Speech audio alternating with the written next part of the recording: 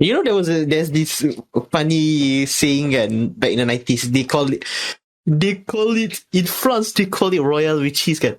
What do you call? I guess a cheeseburger in Malaysia. Then, is it keju? Burger keju? Cheese leleh lah. No. Remember that? I think our friend Esther did. Why not call it burger de cheese? Since people like to do the D in Malaysia right now, like, you know, di anjong. Di anjing. Di anjing. Yeah, burger de cheese. Burger di keju, cheese leleh. Burger di keju lele. Oh my god, that sounds terrible actually, not gonna lie. Sounds terrible, but SEO optimized for the Malaysian audience. That's why. Hit all the keywords.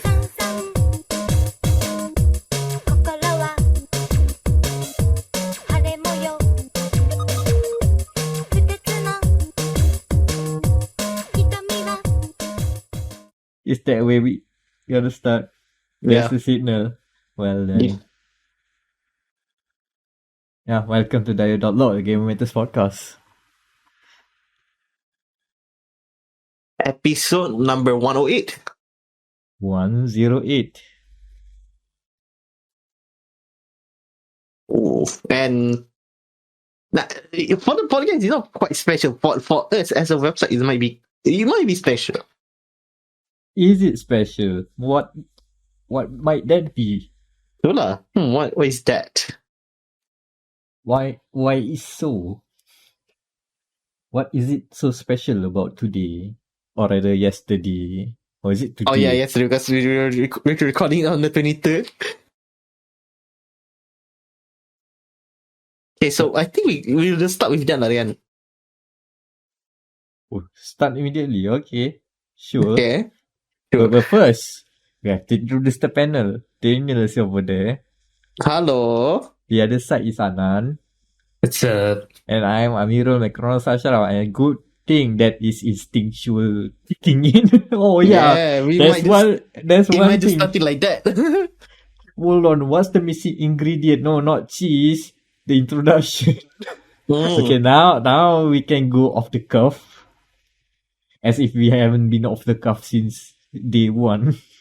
So yeah, what's the special thing you've been alluding about, Daniel? Alright, so ironically, we actually talked about this when we had our book of our nak kata yearly, not yearly, because we haven't done a book of answers since 2019 due to aforementioned incidents. But due to understandable circumstances. Understandable, yeah, true, that's true. Understandable circumstances.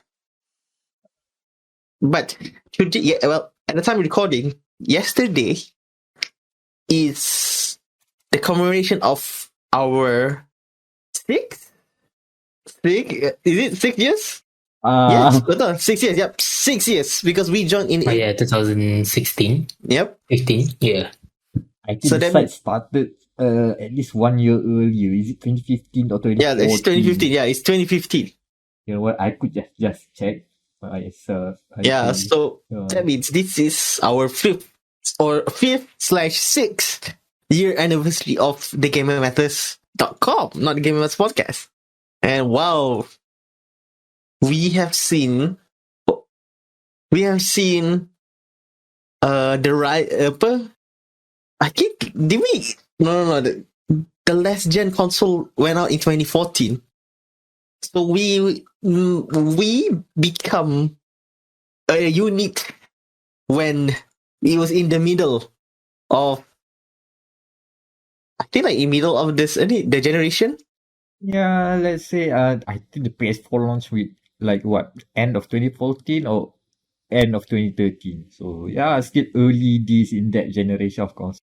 Because I remember one of the games that I was interested. I was asked to review tapi tak jadi, so I don't have a PS4 at that time, was Call of Duty World War II. Yep, that was the early days. I mean, there was at least 1 year before that. It's all I can remember on top of my head. And yes, and I remember that first year when it was the launch of Overwatch. We played the beta at a not a cyber cafe, at a esports lounge. You remember that? Yeah, yeah. And if memory serves me correctly, Overwatch was one of the first games that we got a review key for.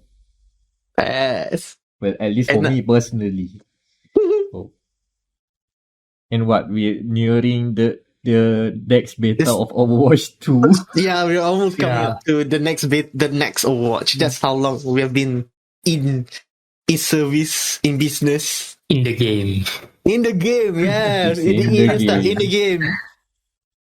Oh yeah. I remember like we watched the E3 on the E3, one of the E3 punya tu video. Is it Xbox ke where they announced the new Hitman? Or is it PlayStation? PlayStation announced Hitman. I think yeah, Hitman PlayStation. And No Man's Sky, yes, that's what I remembered. Yes. The hype train for No Man's Skies. Oh gee, what game that you have to mention? I wonder if it comes back. What other game? So yeah, that was the early days of. I mean, it's not just us at Gamer Matters and Gamer Malaya during that time. We come in like in a big wave, like a new. Like in Malaysia, there was like a wave of new gaming websites suddenly out of the blue came in together during the time. So it was an interesting change of the landscape, I guess, because back before then, most of the local coverage are the sort of like you use the big brand name, but you have a very small local branch here. Yes. That sort of operation. Yeah, you used to have like what PC Gamer Malaysia, but the Gamer Malaysia column is just like one page out of the full issue, monthly issue that is basically just bringing in PC Gamer UK's content. So I remember that. I still have the final edition. They were talking about Mankind Divided, I think. It was a sign. I kid you, that was a sign, I think, when they published the final article for PC Gamer Malaysia was about Deus Ex Mankind Divided.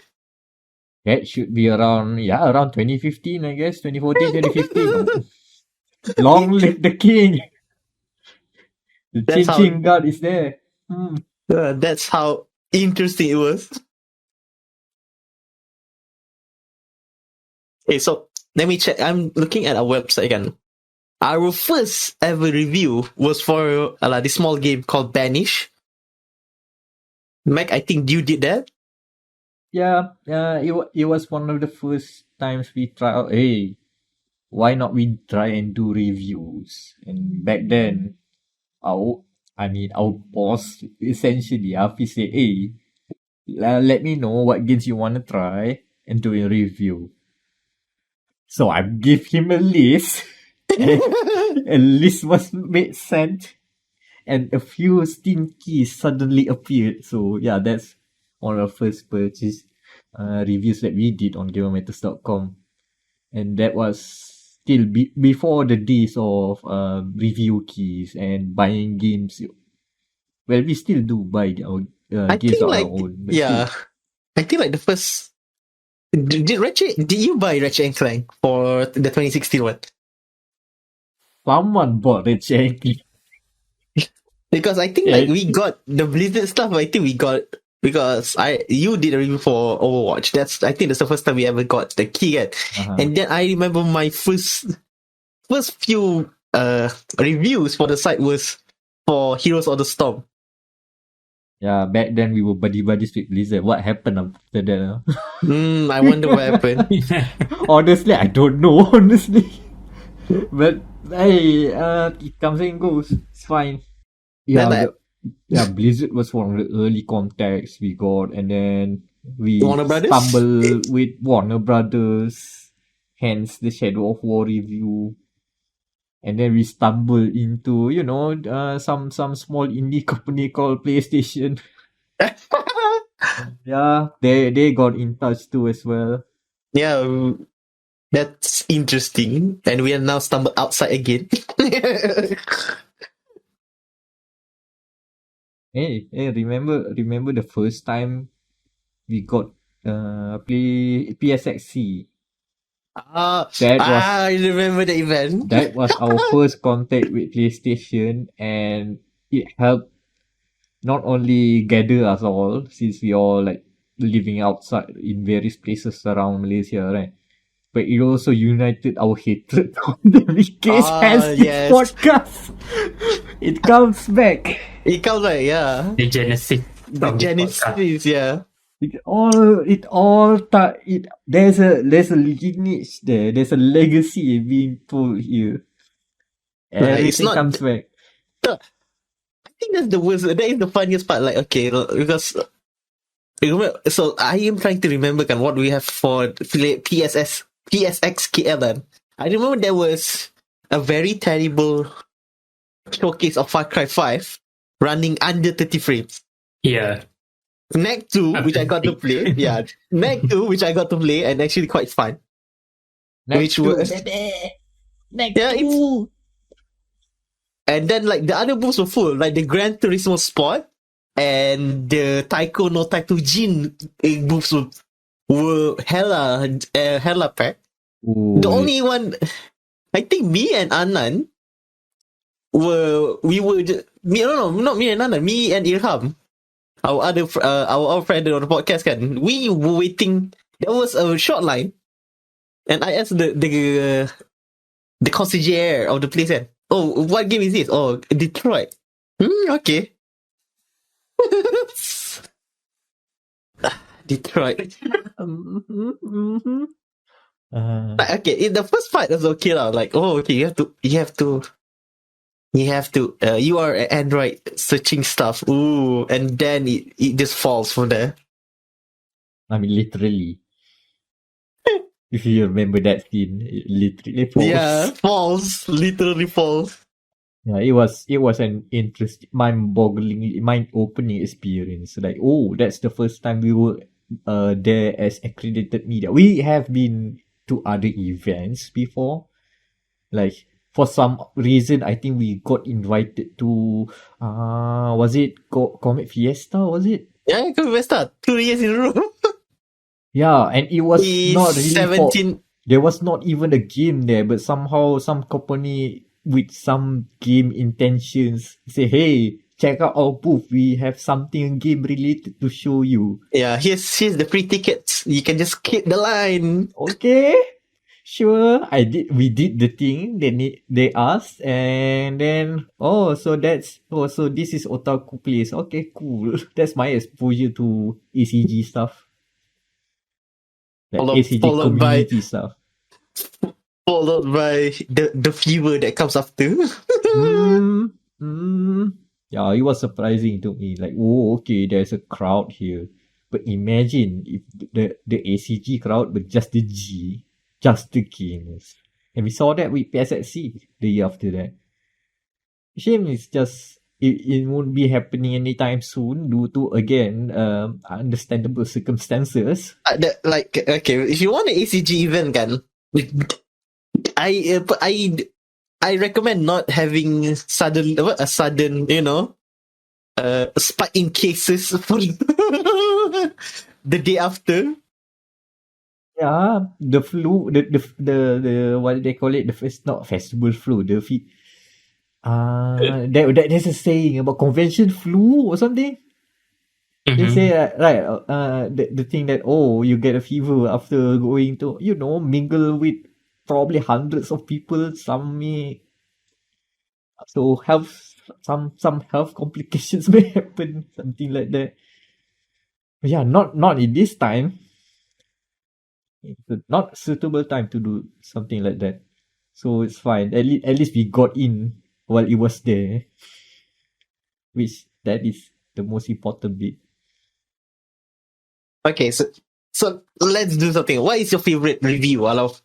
Because we have right now Okay, so we have berapa ni? 1, 2, 3, 4, 5, 6, 7, 8, 9, 10, 11, 12, 13, 14, 15, 20. So 20 times 100. Times 100. Yeah, Yeah, maths. we have done almost like. Oh yeah, sorry. I can just read here. 118 reviews out of since 2016. What's your favorite? Again, there's 188 reviews we have Itulah, out of combined all of us lah, basically. gun to the head question like this will always lead to recency bias. Like, I'm very proud of what I did with Gran Turismo 7. I don't know if someone picks it up, but a lot of the subheaders are all the YouTube channels about cars that I enjoy watching. So that's a name drop. And some of them just fits nicely with the content of the review. Like collecting cars, that's a GT7 thing. Yeah. Nobody knows. If they don't know, they don't know. If you know, you know. Like other than that, laptop stuff is also like I'm pretty proud of. Like, I cannot remember which Acer Predator was it, but one of the.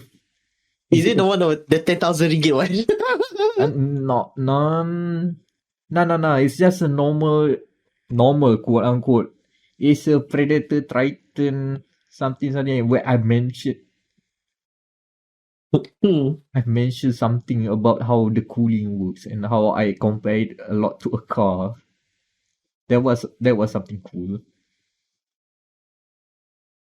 Now, I think my favorite one is I think the Tony Hawk one, the Tony Hawk Pro Skater 1 and 2. The first time I ever given a game a 10 out of 10. It just feels right. Like, and ironic, and since Vicarious Vision is now dead, now sucked into the Blizzard hole. Yeah. So like, it's nice. It's a touching tribute to a very good developer. Tapi like I think like the close second for me again was the PlayStation 5 review. AKA, I did a review for a console that I don't have. And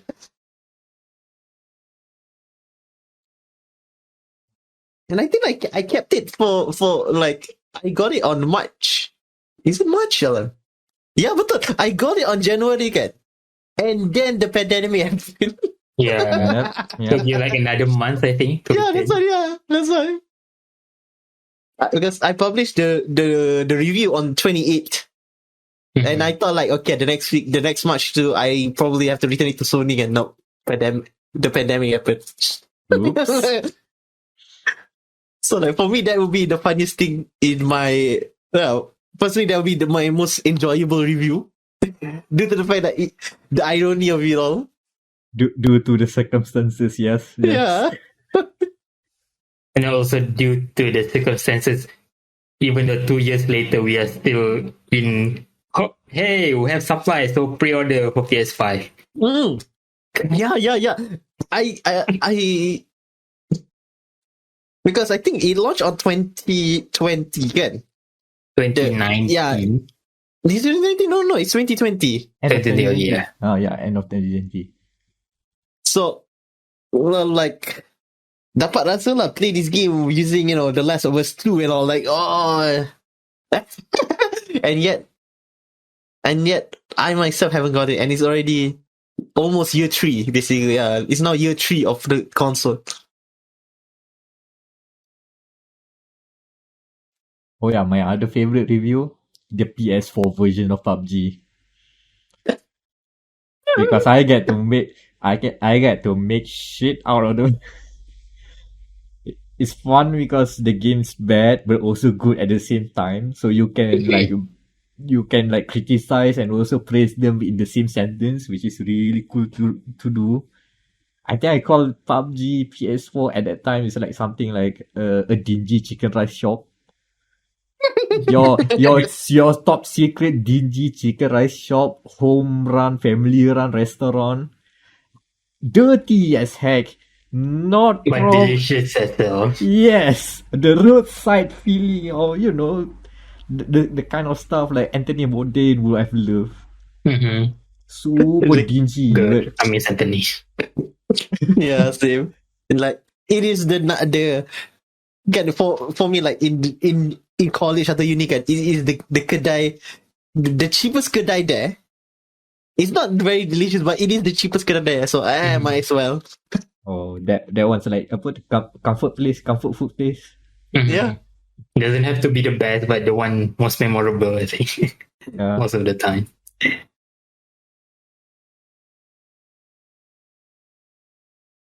Oof, oof, oof. Plenty Oh. of things happen. Oh, I remember. Remember the time we did 3 days. I think is it 2019 or 2018? I think it's 2018 where we 18. tried to do a live stream of all the E3 mini events, Mm-hmm. and then everybody died on the last day. A hard lesson was learned that week. I mean, like 3 days back to back. And then day 4, Plus our stream. yeah, and then day 4, everybody is already dead.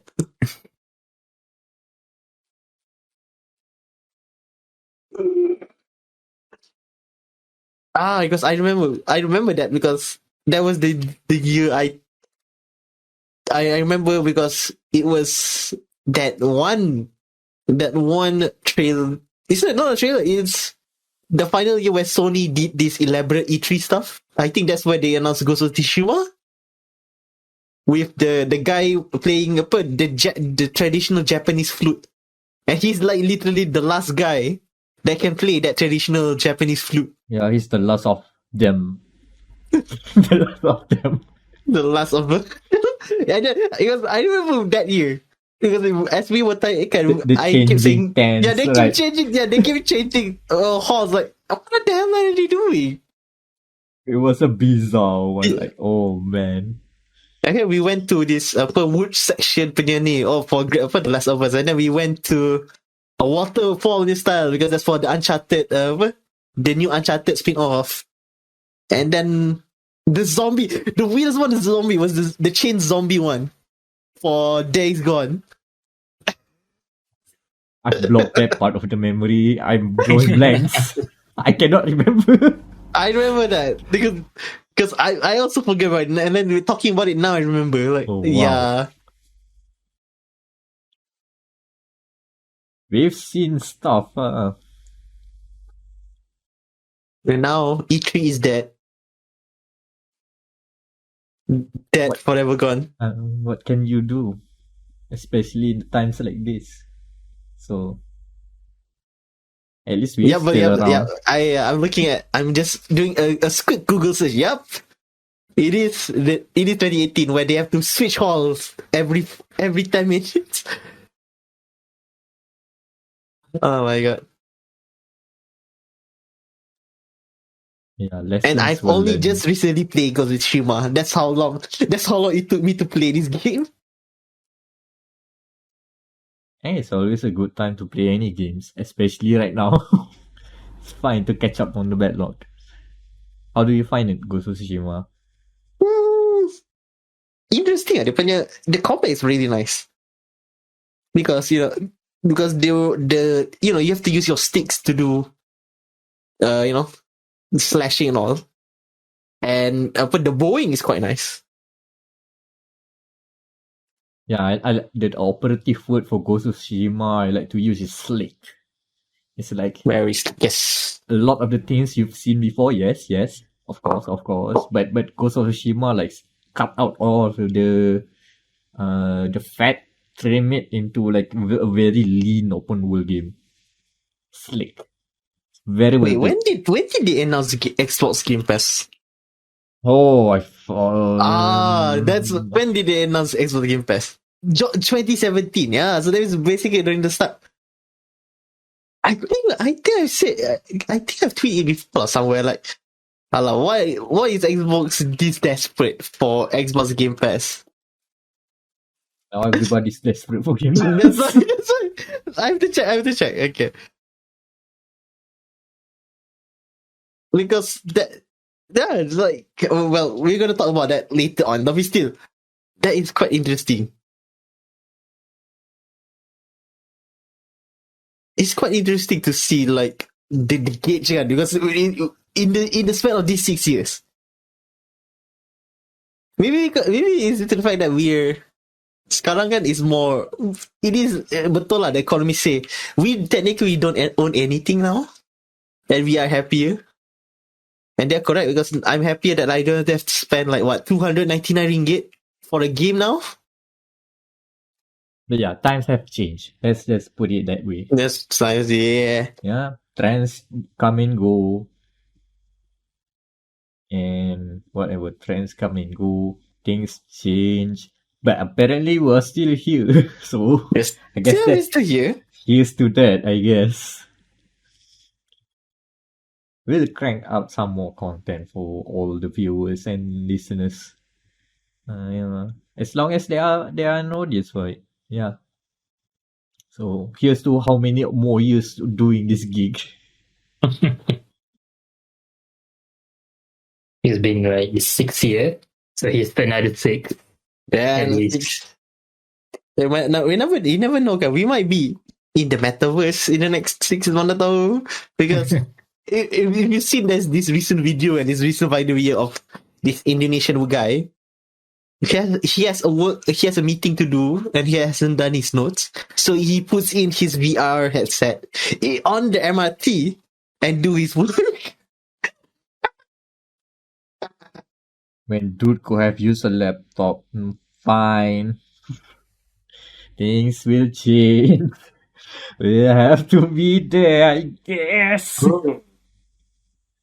Okay. Look, as long as I get to be an Amaugus or Fall Guy Bean, I'll be happy. That's all I want. Or you know, you can watch some certain type of videos in public. Yes.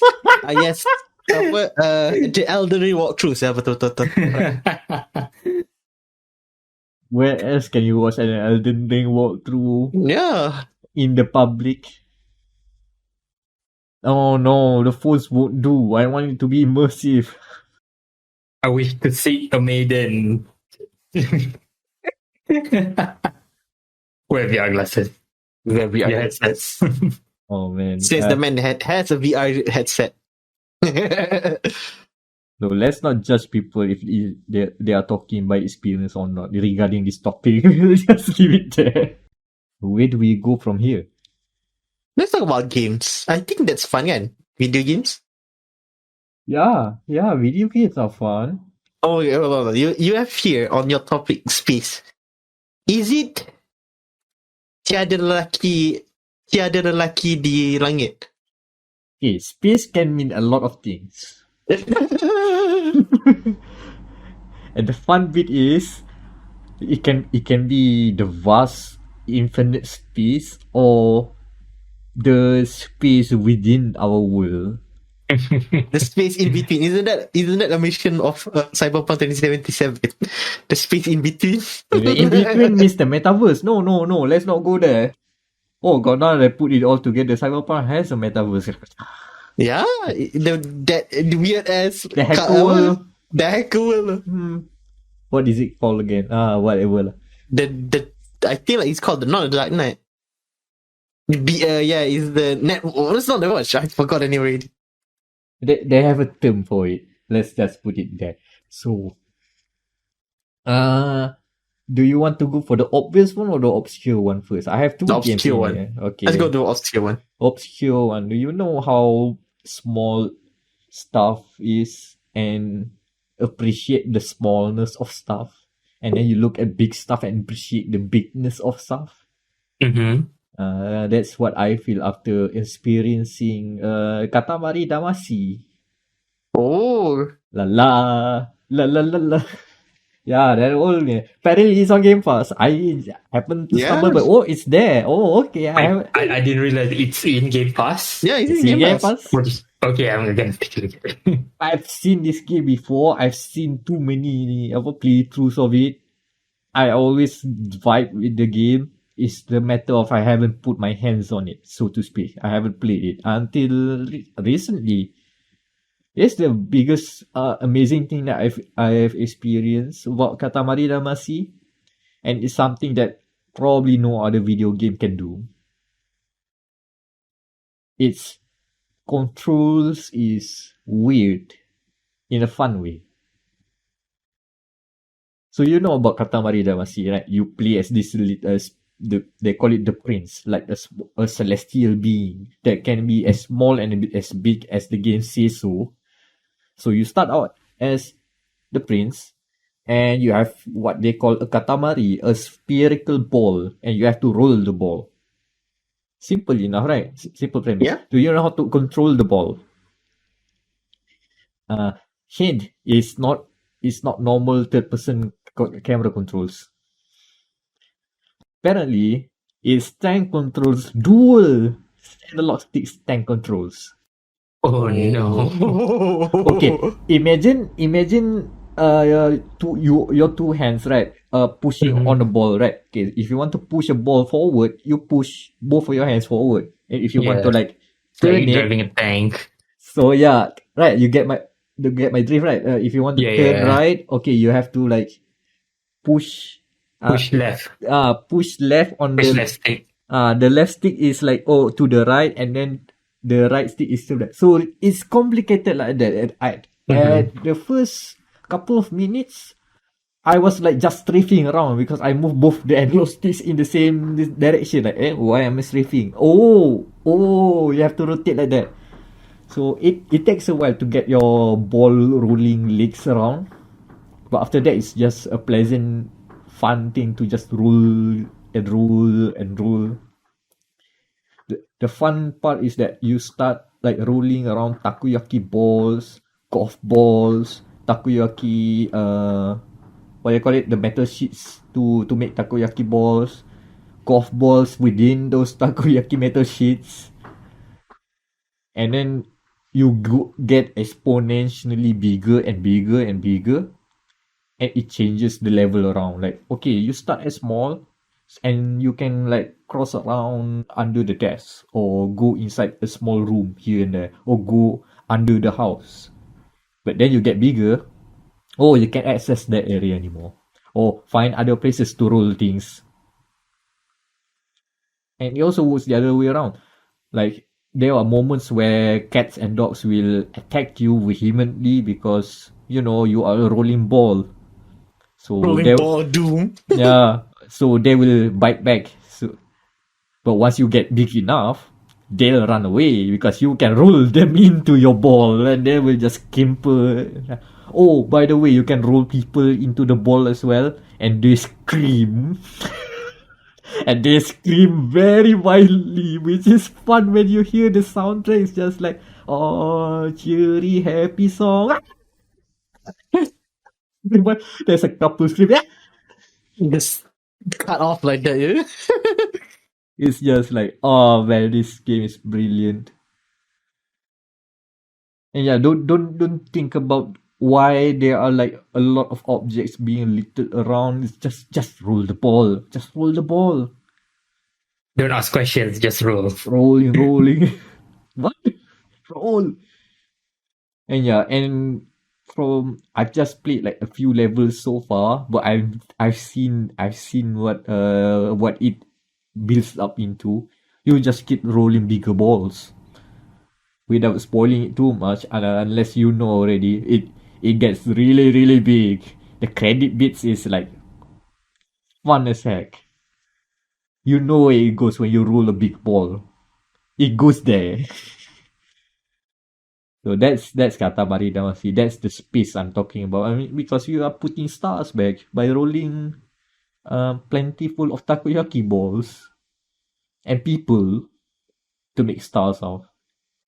The other game that is very obvious that has been foreshadowed is No Man's Sky. I don't know, man. Yeah, the No Man's Sky. No Man's Sky. Ooh, I've been playing that as well now, actually. And I think the new one, the new update, they added pirates kan? Yeah, they added pirates kan? They have turned this game kan from a normal space adventuring game now to what I like to call somehow they have hold in Ace Combat. Cause goddamn, if the space pirate battles is now basically Ace Combat. I mean, it's not elite Interesting. dangerous level, but it's getting it's trying to do something that elite dangerous could not do. This is fascinating. Yeah, I got into No Man's Sky. I boot up Yeah, my welcome. 1 hour save, which I tried before, like 1 hour, and then just next game. I got back in. Yeah, I see the appeal now because this game is like at a very good state right now. It's a very satisfying survival game and a space exploration game, and there's just so many things to do. Exactly. Like I explained to you before, right? There's so many things. Endless. Like I go here and then I found the Fallout 4 settlement mini game. Oh, okay. And then suddenly I stumble into a quest chain to make your exosuit to become an AI companion. Like what? You can do that? I haven't even touched the exosuit, but okay, cool. Not exosuit. They call it the exocraft. As in those robomechs, essentially. And then I'm just also like, even there's a main plot, right? But the thing is, I've been like only dilly-dallying in the 6 or 7 or so solar systems around the starting area because there's still so much to do around that area. There's the base building stuff. There's playing with the economy. Buy low, sell high. I've been doing a lot of that. That one I sort of found that hack myself in buy low in different system and then sell it high in different system. So I got hundreds of millions in a matter of an hour. Oh yeah, I actually I got too much. Would you believe it? Copper. And I sell it at this other's place. What? 300k. Yeah. I mean that's the basic one. Yeah. You need if you want to make the like big money, you buy the processed products. Yeah, so instead of like copper and stuff like there's the let's say you go to a mining economy, they have their own special mining products. And then you let's say a power system based economy system, they require some stuff from the mining system. So you can buy cheap from mining system and then sell it to the power system. I've been buying and selling dirt. A locally produced dirt. Hey, it makes big money. It looks awful at first, but then I found the two systems that have like mutually the economies where they can connect together. Yeah. Like, mining they want energy. The energy they want mining stuff. So yeah, I found that thing. I keep on doing those transactions over and over. Like, okay, cool. And here's the how do I say this? The way the developers, Hello Games, prevent the players from exploiting it too much. Let's say this economy requires let's say energy required from mining. Okay, you sell some mining stuff, and then because they already have excess supply, so the price already dropped. Yep. So you need to find another system to sell it. Stock market rules, economy rules apply here. There's a demand and supply. Definitely. The crazy thing about No Man's Sky is that there's so many systems being run, and there are so many hacks they have to do to make all of the system to appear running as well as it could. Like I'm still let's say amazed at how asteroid works. They only spawn when you are driving very slow. Yeah. Which is always like, oh, okay, that's how you do it. Okay. Like so many things that they have to track down, but for some reason they manage to do that procedurally or something like that. There's a lot of like programming tricks that have happened to make this game work, which always astound me.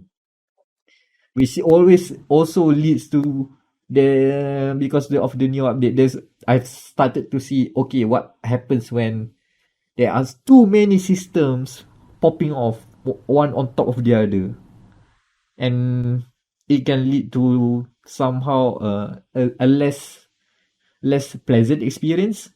Like I mentioned, the Fallout 4 settlement place, right? I somehow stumbled into a certain planetary settlement. I've got to be the overseer, hence Fallout. Oh yeah, also the planet I went to, full toxic, radiation planet. So yeah, we're talking Fallout proper here. I should rename that planet Fallout for whatever reason. Should do that next time. So the thing is that what I encounter is that I think this is because of the new update lah. I keep on encountering those planetary pirate raids like every 5 minutes. Yeah, same. Way too often. Like okay, I'm just managing minor. Oh no, ships! Oh god damn it. Okay, fine. Go fly up. Shoot the ships down. Get your free 100k credits. Yeah. Just go down. Continue whatever. And then it keeps on doing that much that oh shoot, I need to recharge my stuff. I need to recharge my launch thrusters. Oh no, now I'm sidetracked into another adventure. Like it's always like there's always a lot of distractions to keep you busy. Which if you just want a time waster to meander about, I think No Man's Sky is in a very good state. It's fun. It's fun. Oh, I want to mention that since this update is quite substantial, kan? How will the Switch version run in this when it launches in July or in the summer? I don't know because No Man's Sky is pretty CPU intensive. That's why. Because of how many things that the game need to track. Yeah, because destroy, and then like the terrain you can dig the terrain, and then there's the cave system, and then I don't even know how they're going to handle that. Yeah, and kan coupled with the new outlaw system kan, the pirate attack every 5 to 10 minutes. Ooh. Ooh. Yeah, that's interesting. Yeah, this game has more than delivered what they've promised, at least in my book. Yeah, from the fact that all updates that we got so far included in one price. Like you buy the game, you get it all. Like no microtransactions. Yep. They could have monetized, but they choose not to. Because I tried another survival game, a space survival game as well. It's called Astroneer. It's also fun. It's also I just checked back recently. Oh, they've already started to monetize some stuff. They're doing microtransactions, which is interesting. I mean, the game is okay lah. It's still fun. I mean, it's not No Man's Sky level of big, but you have all the planetary buildings and terrain stuff. The terrain manipulation is very fun. Terraforming, that's the word I'm looking for. Terraforming in Astroneer is also really fun. So yeah, plenty of space games. Very long Game Pass. Any Danger is also there. Tapi I don't want to try it. Is it there? It's there, I think. Is it on PC? I haven't noticed. I think so. I'm not sure. But yeah, that's a lot then. The space game. The space game. So might as well just put Star Citizen in there. Just for the loss. Star Citizen is raking in cash without them already. So they can take their sweet time. They don't need to put on Game Pass. They don't need Microsoft money yet. They have the big whales. The ship money. Those ship investors are very lucrative business. I'm impressed they can buy into games, because EVE Online also a ship game and Star Citizen is also a ship game. Wait, I think they are separate companies. Yeah, they are separate companies, and yet people they are fans of ship games. Like, let me buy another ship for $100 for no reason. Apparently there are so many wealthy people likes to go to space. Apparently, yeah. Yeah. That's rich people. Yeah, rich people check. Rich people wants to go to space. The capitalist dream. Oh. But what is this about roguelites? That one. I put this vaguely because I've been playing a game that I probably cannot say much about it because I have a review embargo on it. But also, Okay. the thing is, the game is technically out there in early access. So, let's just put it vaguely because I don't want to mention the game just yet. But I'm thinking about it because I realized that I don't play a lot of roguelikes except this series. So now I've been thinking and I want to pose it a question to you guys. What what makes a good roguelike or roguelike? Roguelite. Uh, what? I'm thinking. What last game have played roguelite? The last And the last one roguelite. I played, I think the last one I played is Hades. Hades is one of the good Hades. ones. So I've been told. Mm-hmm. It's this. I've just played for like 2 hours and I haven't played since. What I makes need to Hades I need to continue. what makes Hades at least of what you've played so far and what makes it feel good?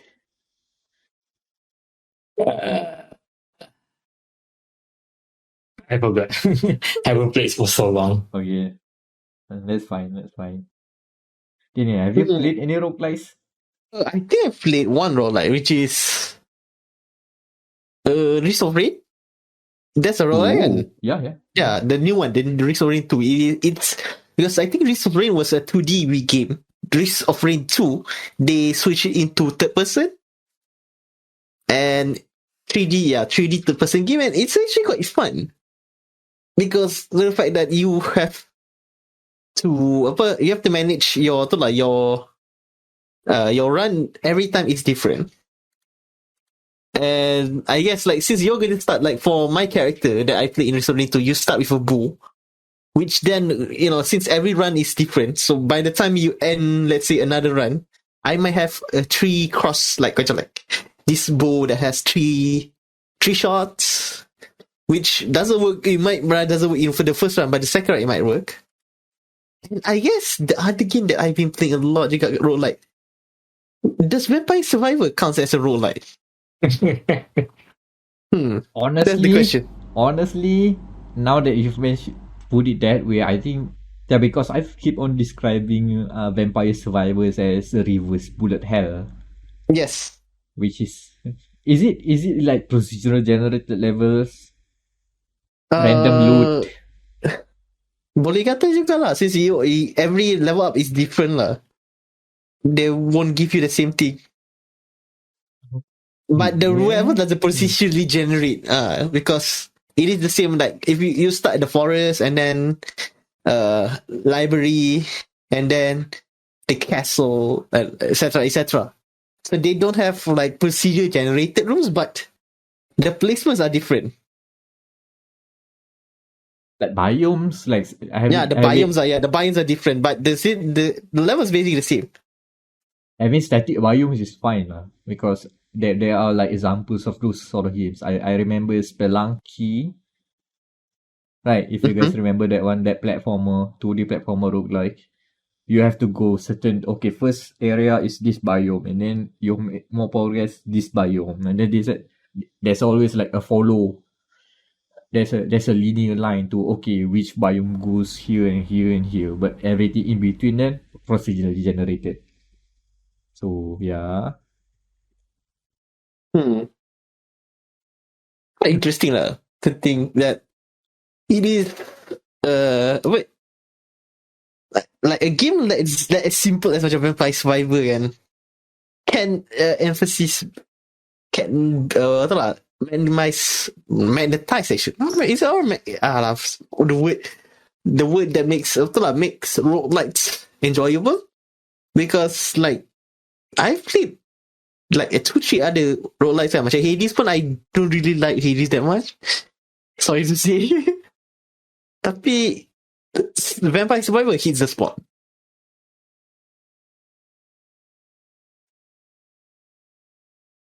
I've been thinking as well, like why, how do I put this?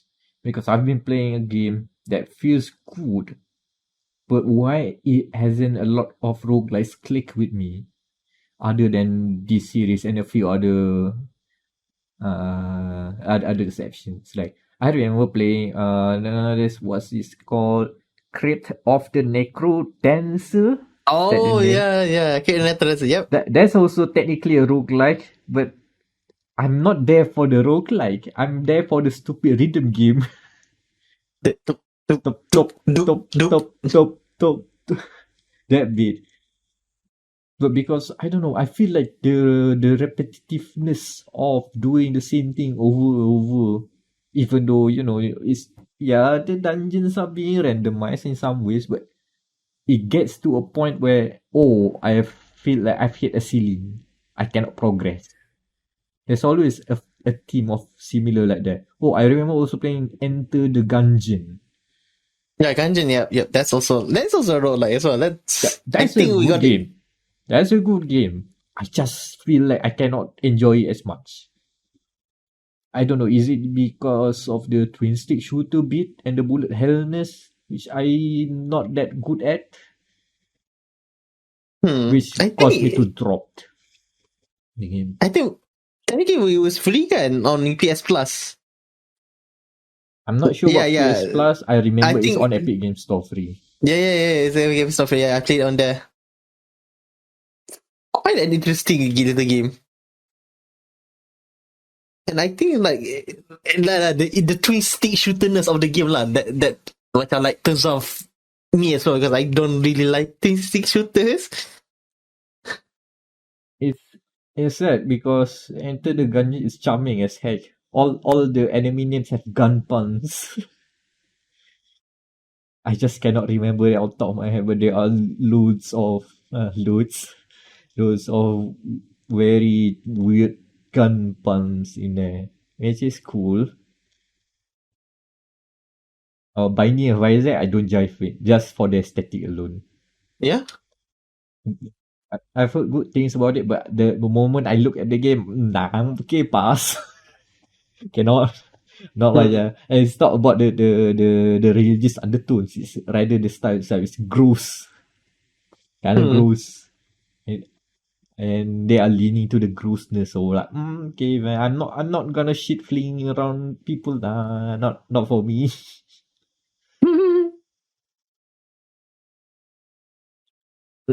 No, but I think that I've discovered recently that for me, roguelike, I don't like roguelikes. I like roguelites. I need the progression. I need to feel that I'm progressing. I need to feel like I'm making progress. I am making like small steps. Sure, I've died a lot, but I'm failing faster as we speak, and I'm getting closer to whatever the threshold of progression, or threshold of unlocking a new area, or the threshold of discovering something new, a new mechanic or something like that. That keeps me hooked. Because if it's just like randomized place and it's just a matter of a test of skill, how you gonna traverse a level with no idea of where everything is, but you can like make do with the dealing with the enemies and escape the traps. That bit is not for me. That's like, okay, that's for the skill inclined players. That's there for you. Well, I need some point of, I need to see number go up essentially. Number goes up. the Yeah, basic, the Borderlands je tu. the basic the basic dilution of my point is that I always need my games to see number go up. And that's why I'm trying my best to avoid idle games, because I've known what idle games can do to you, to me. I think I've tried what's that game? Not Cookie Clicker. There's something about lollipops or something, Candy Maker or something. It was a browser game. I spent way too long with that browser game because I want to see number go up. The numbers don't make sense anymore, to the point that it's like exponential E4 or something like that. It's not even a number. It's more like an italic script or something. But I want to see number go up. So yeah, that's what I discovered myself playing this game that I shall not name yet, but it's out there in early access and it's coming out like in days. You'll know when you see it, when the review comes. Interesting. That's the fun bit with playing video games for me at this age. Is like figuring out why do I like this game? What's the thorough line between this game and this game that which may seem like unrelated or something, but there's something that's in that triggers that tickles my mind to say, oh, game good, play more, game good. There's something in the game more. there's that the switch in the monkey brain that affects me. There's always something that I'm always thinking about when I play new games, especially games where I'm not accustomed to, or new games that it's not really in my ballpark. Something like that. Yeah, that's a bit of a ramble, and it's all because of roguelikes. The roguelike. Shall we move to the news? Yeah, sure. But so the news, not a lot today. Well, not a lot this week because it is one of those slow news. Tapi we finally have the new information that F1 22 is coming out. But not F1 2022. No. It's now the FIFA style F1 22. It has Boy. been, it has the transition has been complete. The metamorphosis of Codemasters into EA Sports has been done. The moment I look at the title, like oh, there's an EA Sports logo as well. Yeah. Well, EA Sports F1 22. So okay, so just the bullet points. New car. Okay. Track updates. So that means Barcelona, Saudi, and Australia will be getting the new faster layouts, and Abu Dhabi as well. And this is the topic I want to talk about. Meck, what is F1 Live? What is F1 Live? Okay, I will just read you the blue one, and you can just formulate an answer. F1 Live, you get a taste of the glitz and glamour of Formula Live glitz and glamour of Formula 1 in F1 Live. A new space for you to unlock and show off your supercars, clothing, accessories, and more for the world to see.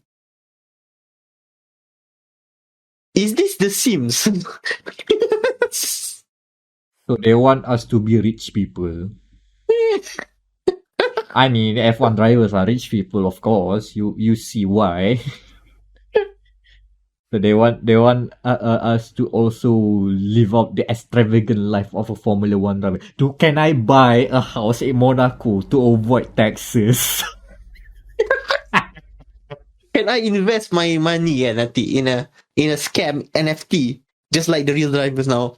Can I sign personal deals to back like weird branding opportunities, like maybe custom merch, or I don't know, a wine out of my own name.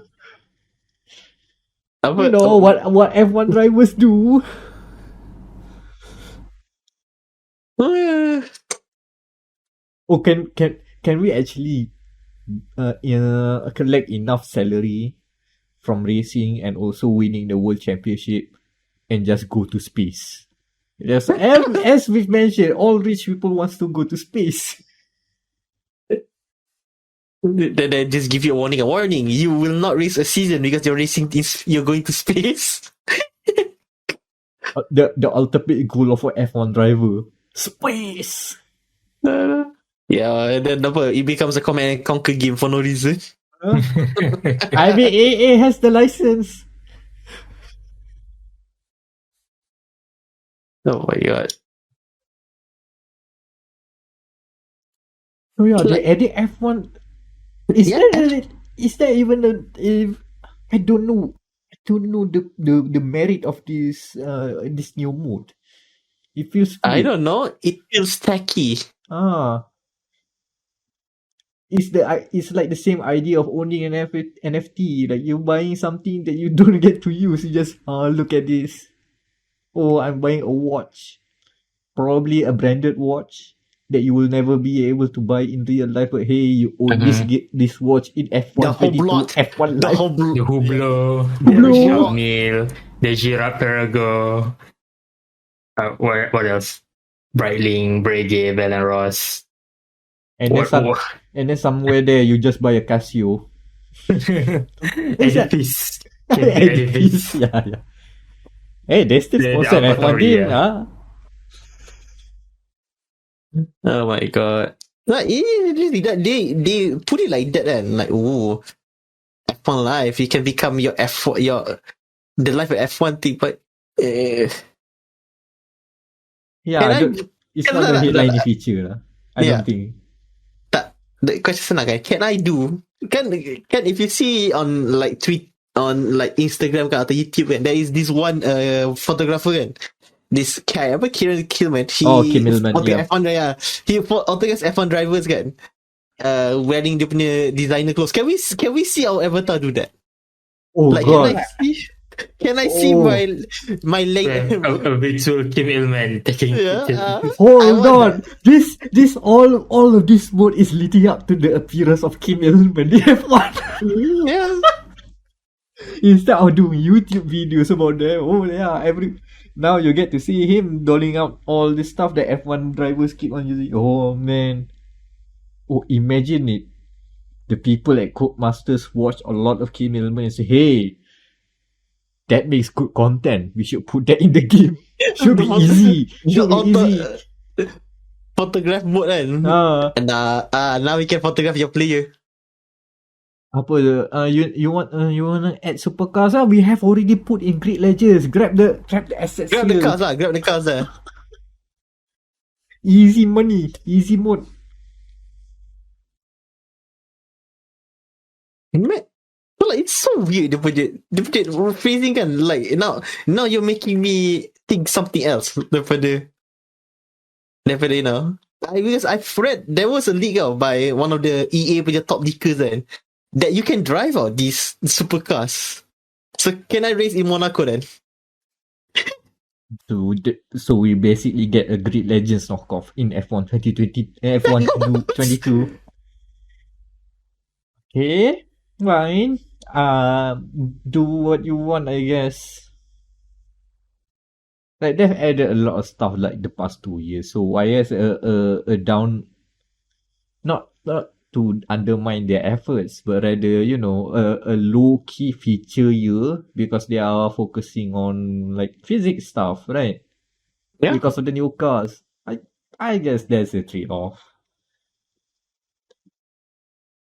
They have to put some new mood for the marketing blurb. And I mean, how much can you get by showing off new suspension physics or whatever? Not the mainstream audience gonna listen to that, but you say, buy watches, buy clothing, evade tax. Evade yeah, tax. That sounds appealing. Evade tax. That is the apa? That should be the tagline. You can evade tax for no reason. New feature added: tax evasion. Oh yeah, they also now you can now start from zero for your My Team increment. So basically, broke ass. That's nice. Proper broke ass from 0 to 0. So you can try and do something like what's that A-Link F1 team? There are many A-Link F1 teams that didn't get to start. What team was it that should have run a Mastercard car but never actually raced? The Lola? Yeah, I know the Lola. The chassis is the Lola. Is it the Lola team? Mastercard Lola, I think that's called it. Yeah. Try and get the Mastercard Lola. This time the checks are not cleared, but you can race. Oh yo. Good luck. This is gonna be interesting because So we might be reviewing 2 games then. Mac, you might be interested for F1 Manager kan, since it's a Frontier game. I am going to review F1 22. Yeah, take a look at F1 Manager. The blurbs from what they've from the preview event that some of the press got to see and hear sounds very convincing. The idea of it kind of feels like Motorsport Manager, but they have like dive deep and actually like make use of the FOM license, so that the mechanics and engineers are all the actual mechanics and engineers. The actual. Oh my god! I want to start with like $100 million, or whatever it is, the most expensive one, and then try to buy Pete Bonington, aka Bono. Oh, you think Bono? I want to get Eddie Nui to Haas. Better. Oh my god! Eddie Nui to Haas. Bono in Williams. And Alan bawa. Bono, right? Race engineer for Alex Albon. The Bono boys. The Bono boys. There we go, the real. And then since we can hire F2 drivers juga kan. Bring in our Malaysian driver. Hold on. I've read somewhere also that they've also mentioned that if you're gonna bring like drivers from the F3 feeder series, they also need to get all the approval stuff, the super license. My god. That is actually a thing. So you cannot just bring some random F3 driver. You have to help them. You have to help develop them in some form. Join my young driver program, my son.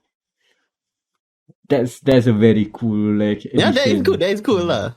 Because I think like that's one thing Auto Manager couldn't replicate. So like you can just literally hire like, I don't know, who's the Dennis Haugar kan, basically the F3 champion. Even though it's okay, you need to do 1 season F2 baru dapat the remaining super license, but nah, you can just hire him immediately. He's hunting for that chicken. Then apparently he says that when he wins a race, I don't know if I want to laugh or cringe, but that's the times. Oh my god, Mr. Oh my god, yeah, they are younger than us. Don't forget. Yeah, they are like 19-year-olds. They do play PUBG.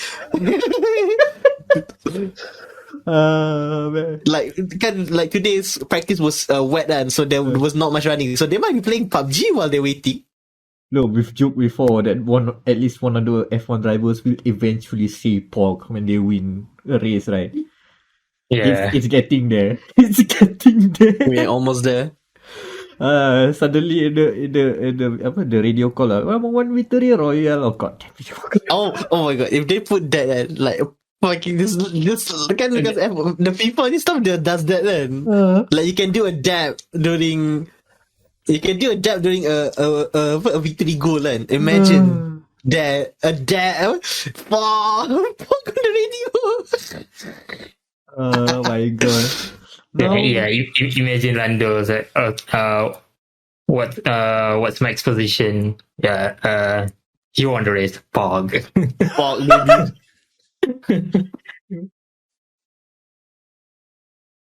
It's getting there. Oh yeah, speaking of radio messages, F1 Manager somehow they got the voice lines for the race engineers as well. Like, huh?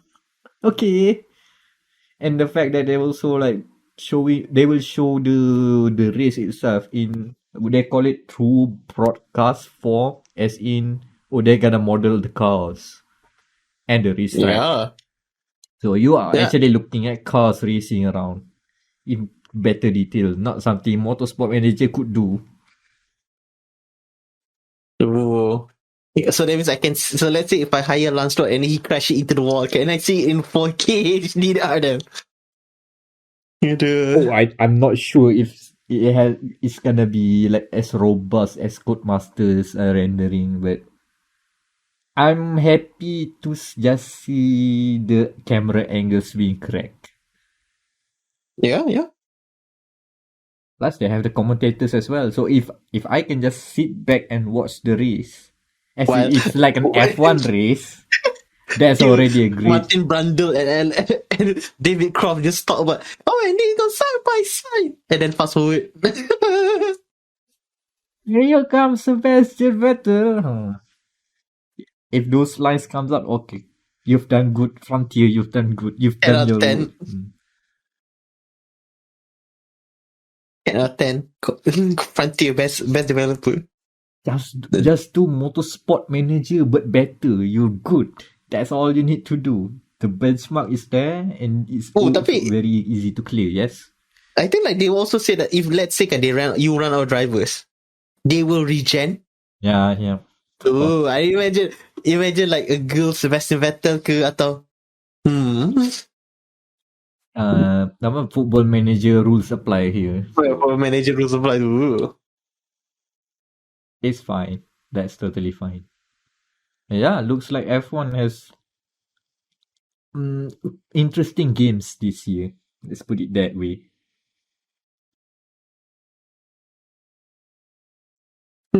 So what's next on the news? All right. So for our final news of the week,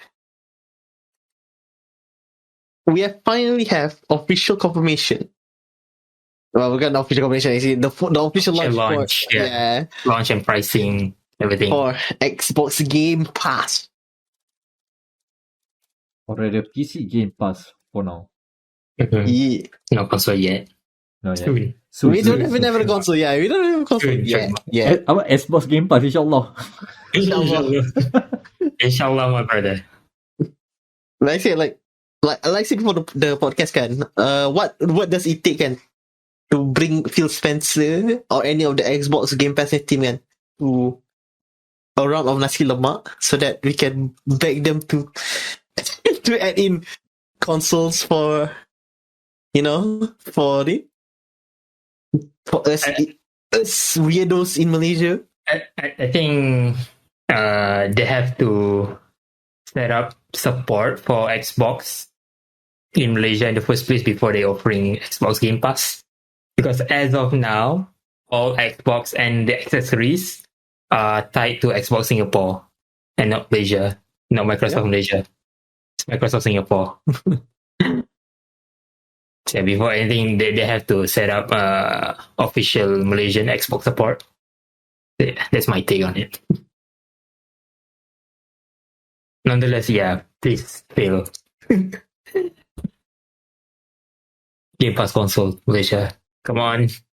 Put the double whammy lah. Launch Xbox Series XS, and then say, oh, you don't need to. You can just get Game Pass already. Yeah, that's already a big move. Yeah. Also, the for new subscribers, the promotions and the promo subscription price is RM5 for the first 3 months, and 15 for the subsequent months. Sorry. RM15 is not that bad. That's that's less than a Big Mac. Less than a Big Mac. Oh my god, we are using the Big Mac chart. Yeah, I mean my daily meal budget is like RM15, 15-20. So yeah, there's like 1 day of food, whatever. Imagine again. Oh, like we are now very close to the PlayStation Plus launch, which is launching on May 23rd. And now this is just like very close to whatever it is they want to do. Are you going to take the PS Plus? Next month. I don't even have PS Plus. I've ran it out despite me thinking, oh, I should get this month because of there's a game that I wanted, and then think about it. Do I put on my PS4 that often? Nah. The reason I have my PS4, I have mileage this year is because I have to play Horizon Forbidden West and Gran Turismo 7. Last year, I think it was less than 20 hours of game time there. And one of the highest, most played PS4 games I had last year was Dungeons and Dragons Dark Alliance. Which says a lot. I haven't touched my PS4 for quite a while. I was waiting for GT7. And I guess Horizon as well.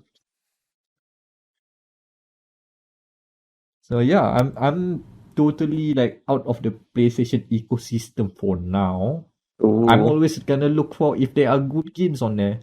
Like if they, like we've discussed, if there is like a hidden gem or a treasure of a game that might be like very old, but somehow, oh yeah, I haven't played that. That will make entice me to get it at least maybe a month or so. Or at least PlayStation does what, 3 months, right? Yeah, 3 months should be good for a bit.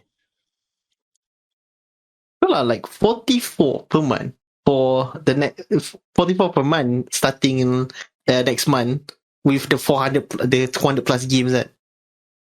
Mm, mm. It's for those who are already in PS Plus and Yeah, they want already with they PS want to Plus, get more. and you want the upcoming. I think we don't have the PS3 game, so the No, no. upcoming PS2, the upcoming PS1, 2, and PSP games. Yeah, but for now I'll stick for PC Game Pass for now. Tapi I'm still interested next month. What launch PS1, PS2, and PSP games are going to be there? Not Gran Turismo, that I can see. No. That's Apa? that's a headache to get all the license back. I don't think they're gonna do those deals again. In suffering and pain. I just want my apa? I just want my Ford GT demolishing the grid at Rome again. Isn't it too hard? Oh, the easy answer to this is get all the old PlayStation Classic games. Remember the PlayStation Classic, the mini console thing, right? Get all those games that they have already quite licensed to. Easy PS Plus edition. Add those. Other weird picks. Hey, bring some Silent Hill, I guess. People want Silent Hill. Finally, Silent Hill. Mm. The thing. What else? All the Resident Evils on PS1. Wait, there's only two. There's two Resident Evils on. Resident Evil 2. Oh, Dino Three? Crisis. Dino Yeah, Crisis. this is the sort of games I want. As an apology to that weird ass Dino game that they announced. Yeah. All those like weird callbacks to nostalgic games that will entice the old PlayStation fans. So like, oh yeah, I remember that one. I want that too. They have to do something like Nintendo's doing with the Nintendo Switch Online stuff, right? Yeah, Switch Plus. The way they're doing is like get all the old games, the ones that people remember. Some of them are very obscure, but enough people would be at least curious about it.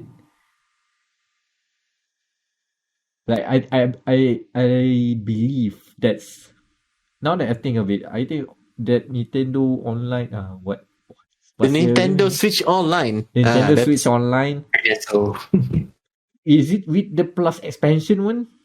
Yes. Right, with all the Nintendo 64 and Yep. Sega games as well, right? Yep. Yeah, I think that's the equivalent. Well, not in terms of value, but in terms of the service, to PS Plus Extra and Game Pass. Ooh, Ooh. interesting times. Why own games when you can rent the backlog? Betul lah. Like the economist, betul lah, the newspaper economist said, in the future we don't own anything. Yeah, we will be happy. Again, like I said, perhaps they were right. Hoarders are scared during these times. I'm not paying $200 for a game. I'm even questioning my purchase of F122 because it's $299 for the special edition. Ooh, they're doing next gen pricing. Yeah, the next gen pricing. God dang. Ooh. And that's not even crossplay. You can crossplay with Xbox One and let's say PS4, but no PC. Yeah, not full crossplay. Still not there yet, EA. Not yet. But wait, hold on. Is Grid full crossplay? Grid Legends? Yes, because they're using the new engine. Somehow the old F1 game, I think they developed it in like 2 years in advance, so they're not using the new engine. Oh yeah. I can see that. So yeah, basically The Jet 5 engine, they haven't used that yet. they use a fork in the old engine, but they keep on doing content for a couple of years ahead, right? So Yep. they to switch engines will take some years for them. And I guess that is the podcast. Very interesting. I forgot to bring the streamers. Not actual YouTube streamers of the like party streamers. Oh, that one minute. I make you put a sound effect on there, like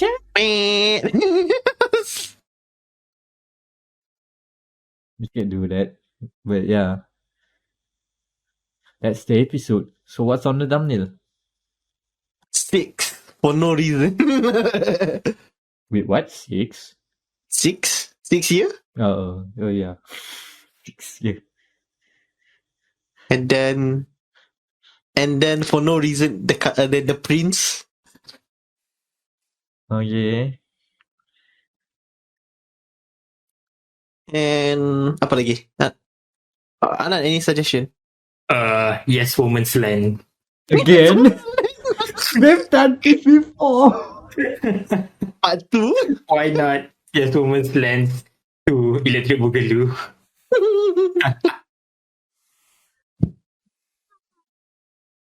Oh my god. Space and edifice or something. Mm-hmm. Okay. A space, the front of it. Oh, space, where actually the name is a place called Name Space. What joke was it? That one, I forgot. I remember some movie did that joke. Anyways, social links, Daniel. You can follow me on twitter.com/Flakey, FL4KY. I have a review of. Hold on, I have to. My pronunciation is garbage. So, Anon Mutiationum. Is that how you pronounce it? Honestly, I don't know. Yeah, that's why. So, there'll be a review for Anon, the 2D cyberpunk-ish game, which is coming out on our website soon. So, Anan? Yeah, you can find me on Twitter. Drop me DR4UPN1R. DR4UPN1R. Meck? Okay, so you can find me at Meckronos, Meckronos. That's me on Twitter. A review. I'm still not sure, but I will have to check out this little game called Teardown. We talked about it I think last year. Teardown's finally out of early access. It's now out. It's been a blast, literally, because you can blast things over and break stuff, break buildings. It's been interesting. I've been playing it a bit. It's fun, but that's not the game that I will tease a review for. That one is going to be this little roguelike game called Rogue Legacy 2.